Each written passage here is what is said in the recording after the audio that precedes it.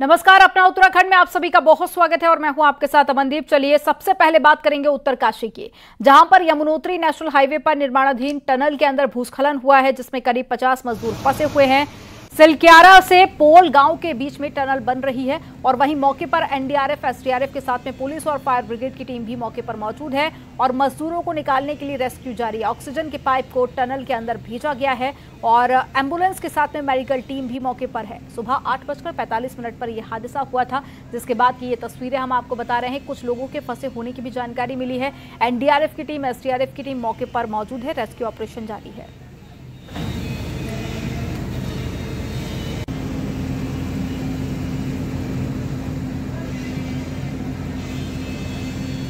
जो है तड़के जल्दी की बताई जा रही है, शायद 7 बजे के लगभग की। और ये जो आप देख रहे हैं, ये स्टार्टिंग पॉइंट है टनल का। इससे लगभग 200 मीटर आगे की घटना है, जिसमें 50 मीटर का जो प्रोजेक्शन है टनल का ऊपर से वो धंस गया है। तो अभी जो है हम जो भी इक्विपमेंट्स है, मशीनरी है, वो सब यहाँ पे रोप इन कर लिया गया है और जो रेस्क्यू है वो युद्ध स्तर पे चल रहा है और इसको जल्दी खत्म कर लिया जाएगा और सबको सेफली निकाल लिया जाएगा। नवयुग वो सब अधिकारी भी लगे हैं, हमारी पुलिस की टीमें पहुंच गई हैं, एसडीआरएफ भी पहुंच गई है। पर मेन बात यह है कि एक तो समय लगेगा इसको खोलने में, टनल को कह रहे हैं 1 दिन से तो ज्यादा ही लगेगा। और तब तक किसी तरह वहां ऑक्सीजन पहुंचाना, बाकी हो सके तो राशन पानी पहुंचाना, वो है उसके वो प्रयास कर रहे हैं टेक्निकली क्या क्या हो सकता है। और ज्यादा जानकारी के साथ में बलवीर परमार फोन लाइन पर जुड़ गए हैं।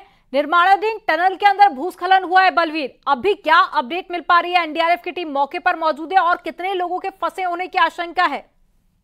बिल्कुल, जो आंकड़े हैं ये अभी तक भी साफ नहीं हो पाए कि अंदर कितने लोग हैं, क्योंकि प्रशासन जो और एसपी अलग अलग बयान सामने आए। क्योंकि जो एसपी उत्तरकाशी का है, पहले एसपी उत्तरकाशी ने बताया कि 50 लोग अंदर फंसे हुए, फिर 36 लोग के होने की पुष्टि की, पर अभी भी कंफ्यूजन बना हुआ है, जिसके चलते अब जो जिलाधिकारी है खुद मौके पे पहुंचे हुए हैं और बैठक कर रहे हैं सभी के साथ और एग्जिट जानकारी निकाली जा रही है कि आखिर अंदर कितने लोग हैं और किस तरह से इनको राहत पहुंचाई जाए। क्योंकि जहां पे ये लूज हुआ है पोर्शन, जहां पे टूट हुई है, वहां पे 30 मीटर के हिस्से पे बताया जा रहा है कि लगातार वहां पे लैंडस्लाइड हो रहा है और टूट हो रही है। ऐसे में अगर वहां से मलबा हटाया जाता है तो ऊपर से और मलबा वहां पे आके और घिर जाएगा। तो जो ये ऑपरेशन है इसमें काफी समय लग सकता है और हमने जो सूत्रों से पता किया है कि इसमें लंबा समय लग सकता है। तो इस समय कोशिश ये की जा रही है कि पाइप से किसी तरह से जो अंदर जो लोग फंसे हुए हैं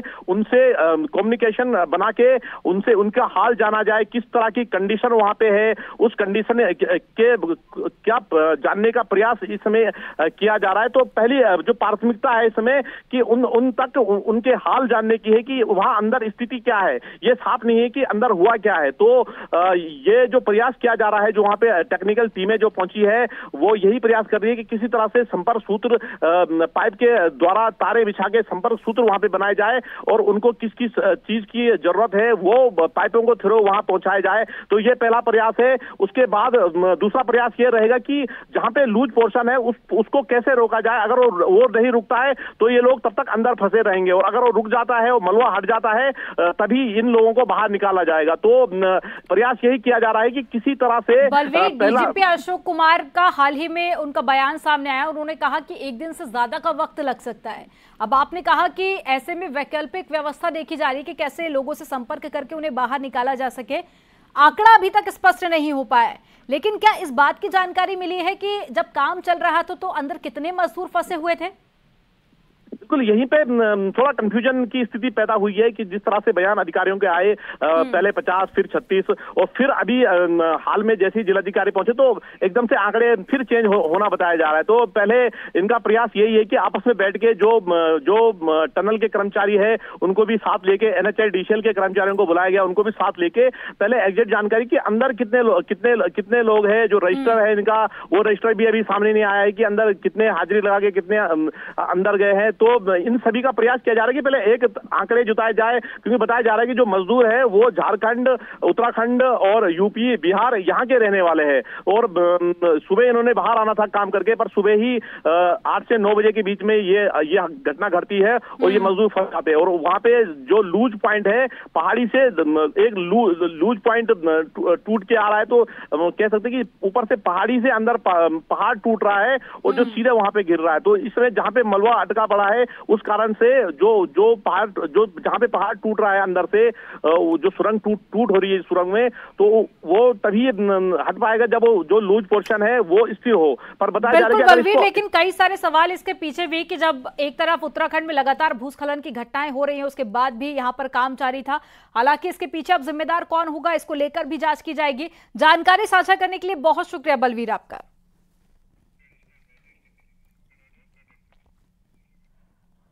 यूसीसी को लेकर बड़ी खबर है। उत्तराखंड में कुछ दिन में यूसीसी लागू हो सकता है। यूसीसी के लिए बनाई गई कमेटी कुछ दिनों में सरकार को रिपोर्ट सौंप सकती है। वहीं उत्तराखंड सरकार विधानसभा का विशेष सत्र बुला सकती है। तो वहीं यूनिफॉर्म सिविल कोड को लेकर भी मुख्यमंत्री पुष्कर सिंह धामी ने बड़ा बयान दिया। सीएम धामी ने कहा कि जैसे ही ड्राफ्ट मिलेगा उसे लागू करने का काम करेंगे। वहीं सीएम धामी ने यह भी कहा कि ड्राफ्ट का इंतजार रहेगा और जनता से किया वादा पूरा करेंगे। न्यूज 18 से मुख्यमंत्री पुष्कर सिंह धामी ने खास बातचीत भी की है, वो आपको सुनाते हैं। सर ये कहा जा रहा है कि यूसीसी पर जल्द ही विशेष सत्र बुलाया जा सकता है, क्या कहेंगे? देखिए, हमने पहले से ही कहा है कि जैसे ही हमको यूसीसी कमेटी का ड्राफ्ट मिल जाएगा और हम उस पर तत्काल कार्रवाई करेंगे। और उसमें न तो कोई जल्दी की बात है न देर की बात है। कमेटी का ड्राफ्ट प्राप्त होते ही हम आगे की कार्रवाई जल्दी पूरी करेंगे। ऐसा भी कहा जा रहा है केंद्र से तो ग्रीन सिग्नल मिल चुका है। नहीं, देखिए, वो तो यूसीसी कमेटी जब भी हमको बना के दे देगी तो हम तैयार हैं उसके लिए। अमित शाह जी से भी कल बातचीत हुई यूसीसी को लेकर? नहीं, जब तक ड्राफ्ट नहीं मिलेगा, और ड्राफ्ट मिलते ही जो है मैंने कहा है कि हम उस पर कार्रवाई करेंगे। और शीर्ष नेतृत्व का, हमारे सभी लोगों का उसमें हमको पहले से ही, चूँकि हमने अपने पार्टी का जो हमारा चुनाव के समय एक तरह से संकल्प था, वो संकल्प हमने उत्तराखंड की देवतुल्य जनता के सामने रखा था। उत्तराखंड की देवतुल्य जनता ने उस पर मोहर लगाई थी। हमारा शीर्ष नेतृत्व भी उसके लिए हमको पहले ही अपना आशीर्वाद दे चुका है। शुक्रिया सर, हमसे बातचीत करने के लिए। मुख्यमंत्री पुष्कर सिंह धामी को आप सुन रहे थे, जो कहते हैं जैसे हमें ड्राफ्ट मिलेगा उसे हम लागू करने की दिशा में काम करेंगे। और साथ ही साथ उन्होंने ये भी कहा कि जनता से जो वादा किया है वो सभी वादे हम पूरे करेंगे। कैमरा पर्सन राकेश रावत के साथ न्यूज 18 के लिए देहरादून से Bharti Saklani union. Uniform civil code पर केंद्र के ग्रीन सिग्नल मिलने के संकेत हैं। चर्चा जोरों पर है कि सरकार अगले कुछ दिनों में विशेष सत्र बुलाकर यूसीसी और राज्य आंदोलनकारियों के मुद्दे को सदन में ला सकती है। रिपोर्ट आपको दिखाते हैं।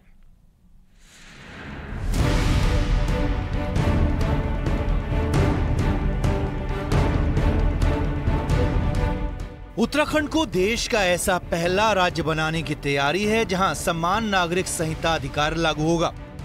दिल्ली से लेकर देहरादून तक यूसीसी पर कई दौर की मीटिंग हो चुकी है, लेकिन अब खबर है कि सरकार दिवाली के बाद विशेष सेशन बुलाकर यूसीसी बिल को पारित करवाने की तैयारी में। सूत्रों के मुताबिक शुक्रवार को केंद्रीय गृह मंत्री अमित शाह ने भी यूसीसी पर मुख्यमंत्री धामी से बातचीत की है। देखिए, विधानसभा का सत्र विधानसभा अध्यक्ष जी जब भी आहूत करेंगे तो स्वाभाविक विषय रहते हैं कि सरकार द्वारा जो कार्य सदन के उपयोगी होते हैं और उस सदन पटल में लाया जाता है। निश्चित रूप से यूसीसी भी उसमें एक महत्वपूर्ण विषय है। विशेष सत्र बुलाने को लेकर सरकार में मंत्री मानते हैं कि कई बार मुख्यमंत्री धामी कह चुके हैं कि विशेष सत्र बुलाना पड़े तो बुलाया जाएगा और सरकार यूसीसी की पक्षधर है और इस पर जल्द फैसला लेंगे। इसके लिए अगर विशेष सत्र बुलाना होगा वो भी बुलाया जाएगा, क्योंकि हमारी मंशा बिल्कुल साफ है। चुनाव से पहले माननीय मुख्यमंत्री जी ने घोषणा की थी कि हमारी सरकार आएगी तो यूसीसी लागू करेगी। तो भारतीय जनता पार्टी जो कहती है उसको करने में विश्वास। पिछले 2 साल से यूनिफॉर्म सिविल कोड पर सरकार की कवायद तेज है और अब कहा जा सकता है कि अब जल्दी यूसीसी पर तस्वीर साफ हो सकती है। न्यूज 18 के लिए देहरादून से भारती सकलानी की रिपोर्ट।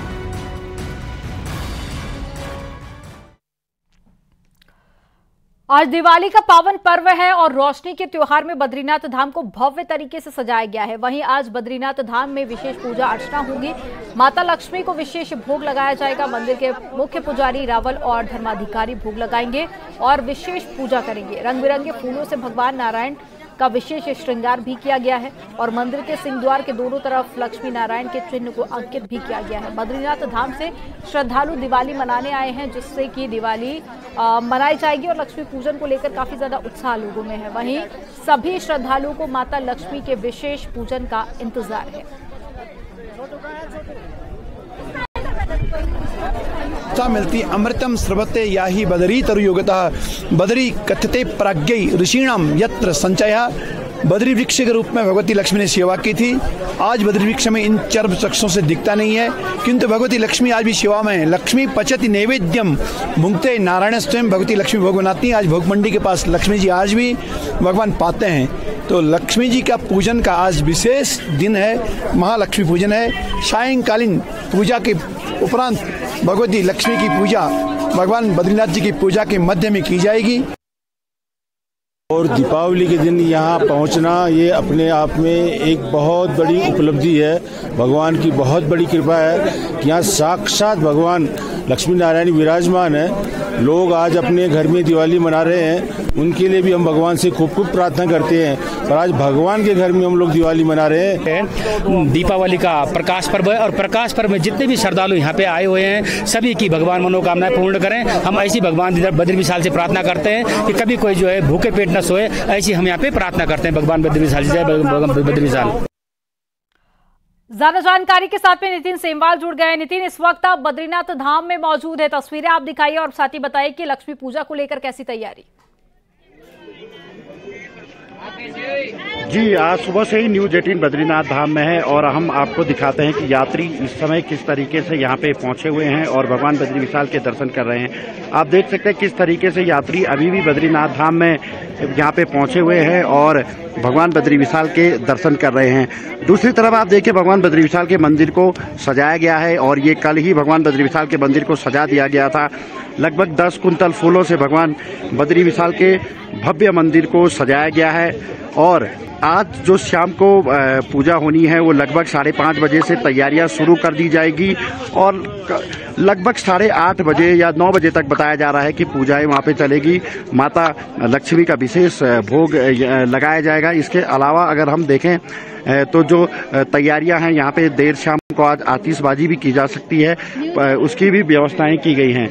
और श्रद्धालु अभी हालांकि भोग लगने के बाद भगवान बद्री विशाल के कपाट दोपहर के लिए बंद किए गए हैं और अब 3 बजे ये कपाट श्रद्धालुओं के लिए खुलेंगे और लोग जो तीर्थ यात्री दूर दूर से आए हैं वो यहाँ पे भगवान बद्री विशाल के दर्शनों के लिए अब 3 बजे पहुंचेंगे। तैयारियां पूरी की गई हैं भगवान बद्री विशाल के मंदिर में और दीपावली का पावन पर्व है। माता लक्ष्मी यहाँ पे विराजमान है तो कहीं ना कहीं जो आज का दिन है जो तीर्थ यात्री यहाँ पे मौजूद है कहीं ना कहीं वो अपने आप को सौभाग्यशाली भी समझ रहे हैं। जी बिल्कुल, दीपावली का शुभ अवसर और ऐसे में लोग यहाँ पर पहुंच रहे हैं और दर्शन कर रहे हैं और ऐसे में आप सजावट देखिए, काफी खूबसूरत सजावट यहाँ की गई है। जानकारी साझा करने के लिए बहुत शुक्रिया नितिन आपका।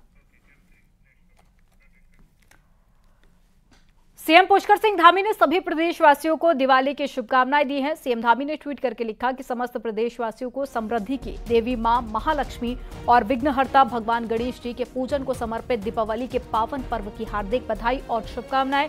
ईश्वर से प्रार्थना है कि आप सभी का जीवन सुख, समृद्धि, सौभाग्य से परिपूर्ण हो।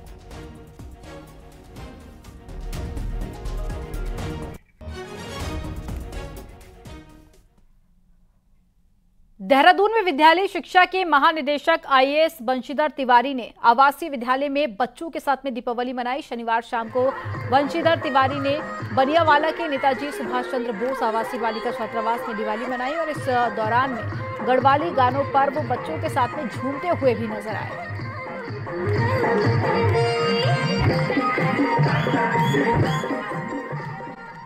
भगवान केदारनाथ की कपाट 15 नवंबर को शीतकाल के लिए बंद होंगे, लेकिन केदारपुरी में कपाट बंद होने की प्रक्रिया शुरू हो गई है। शनिवार को भारी बर्फबारी के बीच में भगवान केदारनाथ के रक्षक द्वारपाल भंकुट भैरवनाथ जी के कपाट बंद कर दिए गए। पूजा अर्चना और साथ ही हवन यज्ञ के बाद में दोपहर 3 बजे कपाट बंद किए गए। अब 15 नवंबर को बाबा केदारनाथ के कपाट बंद होंगे।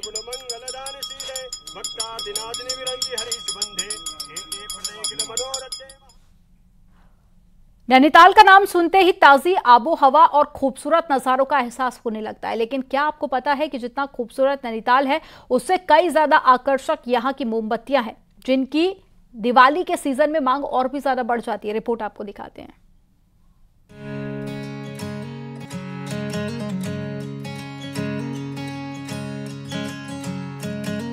देखने में आम, सेब, केला, संतरे जैसे दिख रहे ये कोई फल नहीं है, बल्कि ये है नैनीताल की खूबसूरत मोमबत्तियां।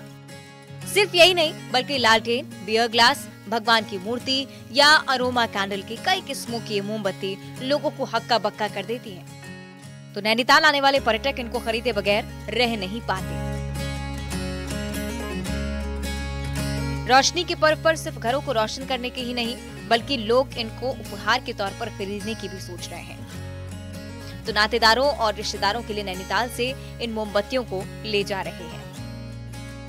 रोशनी का फेस्टिवल है, तो रोशनी में कैंडल जलता है तो रोशनी तो आता है, और ये कैंडल अगर हर किस्म का बहुत डेकोरेटिव होता है वो और भी ज़्यादा अच्छा लगता है। तो इसीलिए दिवाली के लिए ये सबसे अच्छा गिफ्ट होता है ये कैंडल। रोशनी और भी मन का भी रोशनी बढ़ाती है और सबका सब कुछ में रोशनी डालता है।